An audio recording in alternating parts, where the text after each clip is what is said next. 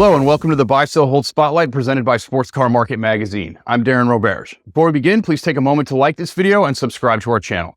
Also be sure to join in the conversation and share your thoughts by leaving us a comment below. Our guest today is Keith Koscak. He is a partner and car specialist with LBI Limited. Welcome, Keith. Thanks for having me on, Darren. Of course. For those who may not be familiar with you, why don't you give a little bit of background? Sure. So I actually came on board with LBI Limited in 2015 as a partner and specialist. My previous life, I worked for RM Sotheby's for about 15 years, and LBI had approached me to come on board as a third partner, and they were looking to expand. And so we opened up a second location about a half hour outside of Detroit, Michigan, in Pontiac, Michigan.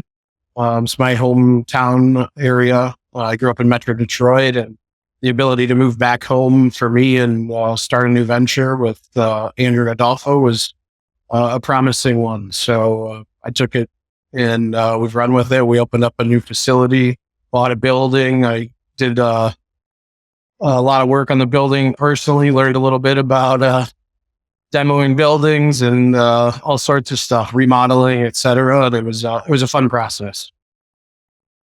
Well, your facilities are fabulous. You guys did a great job. There's a lot of style, a lot of flair. It's you guys really embrace sort of the next generation car guy mentality, and I think your locations really demonstrate that with the artwork and the presentation that you do your vehicles. So, what exactly is LBI? What does it stand for, both figuratively and literally? Sure. So, the company was actually founded by Andrew Massey and Adolfo Massari in 2009.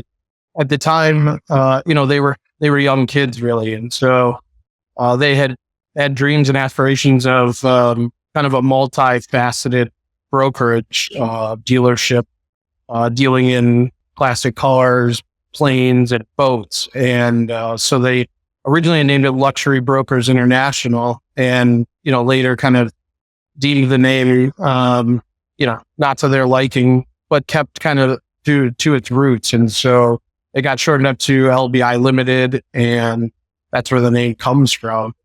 We specialize, in the sales, brokerage, and consignment of European sports cars, race cars, modern collectibles, supercars, and occasionally dabble in pre-war cars as well. You guys have really become known for your incredible ability to locate and then uncover barn finds. Give us a rundown of some of your recent ones. I know you guys just did one Porsche 356 Speedster out in Monterey. What did that vehicle sell for? And kind of tell us sort of the history of barn finds, how you got involved in it, and how you guys got so good at it. Actually, it was kind of Andrew and Adolfo's specialty when I came on board. They were great at chasing down leads and discovering undiscovered cars that have been sitting for years. And it's always a fun process, right? To kind of unearth something that hasn't seen the light of day in 20, 30, 40 years. And we've really had some success in A, finding, and B, selling barn finds. I think we've kind of gotten a little bit of a name for it, like you said. And, we've had some pretty substantial finds over the years. The biggest one that sticks out in my mind was a 1948 Delahaye 135M Cabriolet. It was one-off body, actually, by a Belgian coach builder, Vesters in Neernik. It was the Belgian Auto Show stand car, and also won concours in 1948 in France as best of show. So, many, many, many times, most of the time, actually, you get a phone call from, either another broker or a friend or collector in the hobby that, says, a buddy of mine told me about this Delahaye sitting in a garage in Long Island. And, oftentimes it's lost in translation, right? So the Delahaye, by the time you hunt it down and find it's a old Dodge Coupe or something like that, that's not so interesting. But in this case, I had a bunch of phone calls with a couple of people that had turned me on to it, and it did sound really promising. So we always try to chase down every lead that gets sent to us, and this one specifically turned out to be the real thing. We went to a garage in Long Island and uncovered a Delahaye that hadn't moved in almost 45 years, in a total state of disrepair. And, in addition to that, there was a Frenet bodied Rolls Royce and custom bodied Packard. So we actually ended up buying all three cars, brought them back, brought them out of the garage for the first time in 45 years, and sold off all three cars. The Delahaye is now totally restored to Pebble Beach quality. The gentleman that bought the Rolls Royce in the UK decided to kind of keep it as largely original as he could. So he, underwent a mechanical restoration and left it alone as we found it, essentially, which is really cool. And then, as you said, recently we had the 356 Porsche that we brought out during Car Week this year. And that was a special find too. That was a car that we'd been chasing for, I think, almost 7 years. Adolfo and Andrew had seen a 912 one year, long time ago, when we were in Monterey during Car Week, and it was sitting outside of this garage. And so they stopped, knocked on the guy's door, and he was home. They said, is the 912 for sale? And it took a little convincing, but we ended up buying it. And while they were there, they said, hey, if the 912's outside, what's inside the garage? A 250 GT PF cab, or what? Why is this outside? What do you got hiding back there? And the guy jokingly, well, not jokingly, said, "Oh, it's a 356 Speedster." And they said, "Yeah, okay, funny, right?" So, sure enough, it was. It had been sitting there for over 40 years, totally untouched. The guy had bought the car in 1966. The story he told us was that he parked it in 1972, I believe, after the clutch cable broke, and he had all intentions of fixing it. And, life got in the way, and there it sat for almost 45 years. So, it was special this year to bring it out and bring it to our pop-up event. The first time, we had done this Monterey pop-up showroom, and it was literally less than 2 miles down the street. So kind of a full circle moment, and, always fun to be a part of stuff like that. And, it's nice to be able to find those things and bring them back out and sell them to the next caretaker and, kind of keep them alive and be a part of the history. It's really astonishing, the process involved there. So what kind of buyer do you sort of normally see seeking these things out? And then in regard to the market number, what did the Porsche sell for? What do you see these vehicles sell for in reflection to the rest of the marketplace? As we've seen, it's kind of a crapshoot with barn finds a lot. Sometimes they go for a ton, sometimes they don't. What have you guys found on that end? Yeah, I think it's all dependent on the condition of a car. Some barn finds are in good condition, and some are, about ready to split in half. So, it really, I think it depends on the car, the rarity, the condition of that vehicle, and, really what somebody's looking to do. In the case of the Delahaye, obviously it's a very significant car. One-off coach work. Doesn't really matter how bad the condition is. It's, it's something that's worth saving.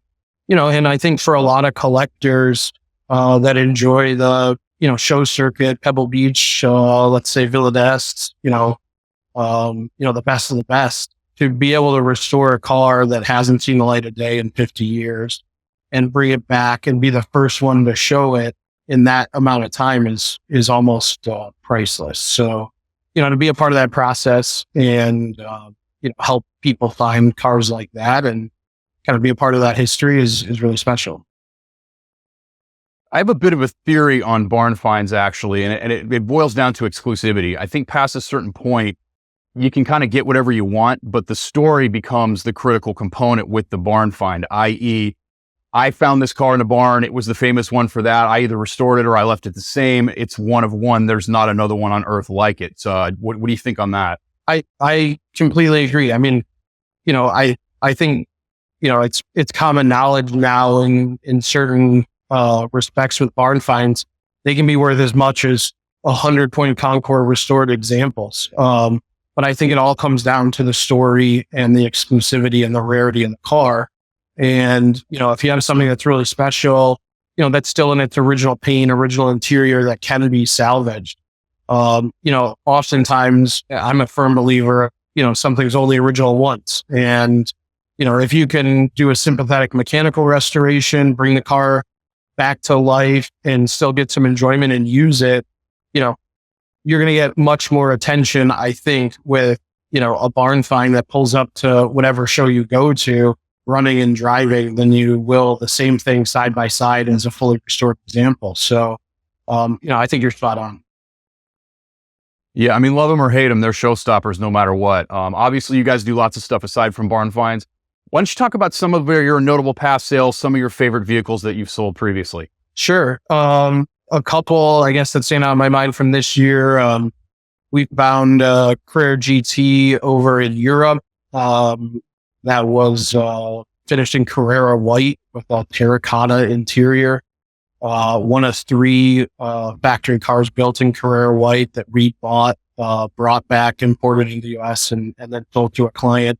That's a pretty special car. I mean, I'm a big fan of Carrera GTs in general, and to find that and find a new home for it, that was definitely an exciting sale from this past year. Last year, another car we'd been working on for probably 6 or 7 years since I kind of joined the LBI team, was a BMW 507 Roadster that we brought out at Hershey last year during our pop-up showroom, and was the same family owned from new. Probably the only 507 out there with the original owner. And it was, I think, one of 5 cars in black with a red interior. It was a Series 2 car with a hard top.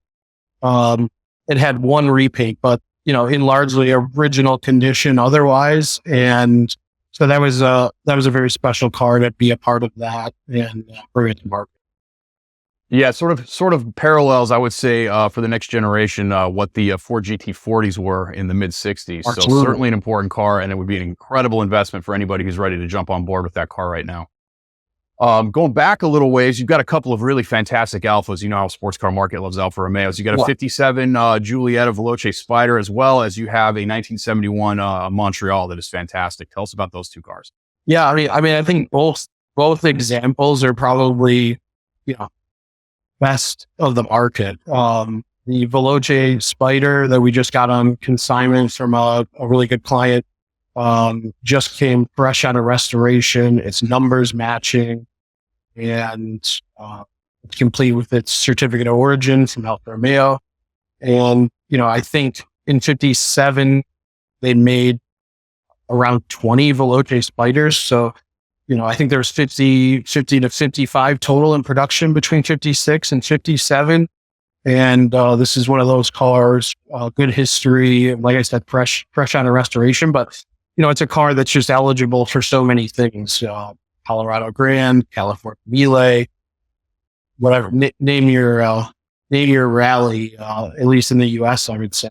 It's an instant entry. The Montreal is a really special car, at least for me. I've known the car personally since I was 13 years old. It's owned by a family friend of mine, and it's, I think, one of 100 right-hand drive Montreals built. And it's just a very, very original, well-cared for example. It just won Best of Class at the Detroit Concours, and then I think it just got a Best of Show at a local Italian show here called the Italian. So very special and honored to be chosen to bring part of it. Moving forward a little bit, you guys are very big on the moniker of next generation car guys. And you've been kind of on the forefront of the JDM thing a little bit. I think you guys kind of jumped on that a little earlier than a lot of other people did. Why don't you give us some thoughts on that? Talk about some vehicles you sold, where you think that marketplace is going, et cetera. Yeah, certainly. I think we set the high water mark with the supercharged NSX back in probably 2018, I think. So at the time for a world record price of $155. And, I've always been an NSX fan. I think they're amazing cars. I think, they've certainly spiked to numbers that I kind of have trouble wrapping my head around. I think they're amazing cars, but, $250,000 for a NSX to me doesn't really quite make sense. But, but they are amazing cars, and we've been a part of selling them for a long time. We've had a fair amount of R32 Skylines and 300 ZXs, 3000 GT VR4s. I've just always been a fan of, I would say even late 80s, early 90s into the early 2000s JDM cars, Supras as well. We've had a handful of those. Big fan of those. I think they were undervalued for a long time. And obviously, as we're seeing in the market, they're certainly doing quite well. Like I said, when I was a young kid, I had a WRX and started out watching Ken Block, used to watch WRC stuff, and I'm a great fan. And so I think that kind of, just transitioned into stuff that we wanted to be a part of during the sales process. Adolfo also had a Bug-Eye WRX as well when he was younger. And, I think we just fed into what we liked.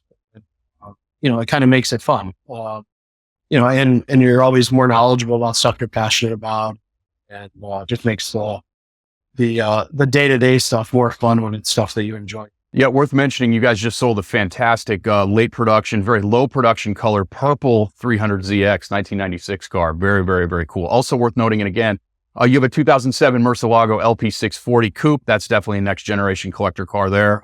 Talk about that a little bit. Yeah, pretty special car. So second year, I think, for LP640 series cars. It finished in blue Hera metallic, 4,000 miles. It is E-gear, but I would argue that it's one of the nicest Murcielagos I've ever seen. The owner is a fanatic in terms of being detail oriented and taking care of his cars. The entire car is actually wrapped in PPF, and the lower half and rockers are double wrapped in PPF, and then the whole car was ceramic coated. So it's an extremely nice example. It has a ton of factory options, factory carbon, engine, interior, tri-tone interior, blue and white with red stitching. And it's just a really stunning example. Well serviced, just had new tires put on. And I certainly think that the Lamborghini market, Murcielagos, Diablos, Countachs, any of that stuff right now is through the roof. In some cases, some of those cars are up 200% what they were, a year and a half, 2 years ago. So that market is certainly very strong right now. But the analog sports car, supercar market, as we've seen, especially during Monterey Car Week this year, very, very strong. Yeah, that corner has been turned, and we definitely know which direction the marketplace is headed right now, and it definitely seems to be that direction. Yeah.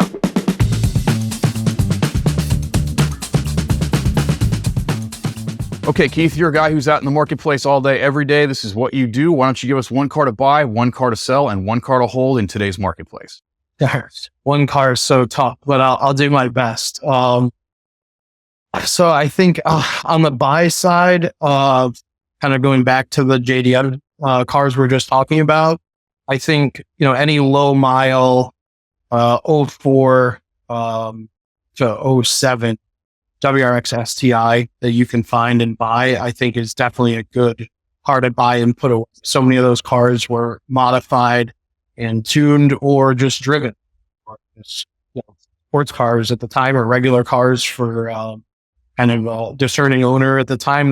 Most of them you see have a ton of miles or totally modded. So I think that's a good buy. I also think 07 V8 Vantage Aston Martin is a really good buy. They're amazing to drive, manual transmission, V8. They sound like a muscle car, and they were super advanced in terms of build quality and construction at the time. Everything was all seam welded together, and it was a very good process. Aston Martin used in combination with Ford. And one more car I would say, I think, is a 996 GT2. Super limited production, 317 cars built from 02 to 05. Incredible to drive and super limited. What are we selling? Well, I think we're selling Countachs. They've seen such a big uptick in price. They are amazing cars. I think they follow that, obviously analog supercar, sports car. It was one of the cars I had on my wall when I was a kid growing up. and I do love them. I just think we're seeing prices to me that just don't quite make sense. Maybe the earlier cars will hold their value a little bit more. I like them better personally. I think they have a cleaner look. They're not as outrageous and extravagant as the 25th anniversary examples, but I do remember the last time we had a correction in the marketplace. I think those cars dropped like 50% in value very quickly, and it became pretty hard to sell. And I could see that happening. Yeah, now's the time on those probably. One car to hold. I think Courier GT.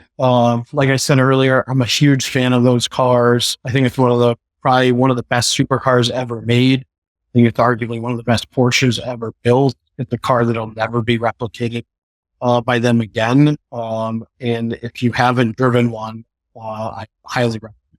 It's one of the best driving experiences, I think, in any modern supercar. And like I said earlier, they sound absolutely amazing. They have had a big, obviously, upward tick in sales prices in the last year or two, but I think that is completely justified. So that's definitely something I would hold. I think another car that would be good to hold is a Jaguar XJ220. I just don't think those things have seen the appreciation that they deserve. And even though service can be rather expensive on them in terms of styling and design, I think they're absolutely gorgeous cars. Yeah, I got to tell you, I really like those Aston Martins too. I think that's a great pick. For me, as far as the modern Aston Martin shape, that was really sort of the generation where they got everything correct. Yep. And they're so stable and so hard feeling. It's like driving a, supercharged park bench or something, but they're so confidence inspiring, and the sound on those is incredible too. So I agree completely. That's a great car to buy and great car to enjoy. Any final thoughts? Visit us at our website, lbilimited.com. Follow us on Instagram at LBI Limited. And, in closing, I would say, obviously everybody's always talking about the market and where it's headed, what's happening. I certainly think, given the financial instability that we're seeing right now, that, I would be cautious in what you're buying. Buy what you like, buy what you enjoy. Don't be trying to buy something to make money, but, buy what you're passionate about and stick to a really high quality, good example. Try to stay away, from cars with stories or excuses. Buy the best one you can buy, and you always have something you enjoy. Yep. At the end of the day, that's what it's all about. The passion of owning what you love and enjoying it, and worrying about the rest later. I would like to thank my guest, Keith Koscak, for joining us today. To learn more about anything that we discussed here, be sure to pick up the latest issue of Sports Car Market Magazine by visiting the link in the video description down below. As a reminder, if you enjoyed this content, please take a moment to like and share this video, and don't forget to subscribe and hit the bell icon to stay on top of future episodes. I'm Darren Roberge. Thank you for joining us on the Buy, Sell, Hold Spotlight.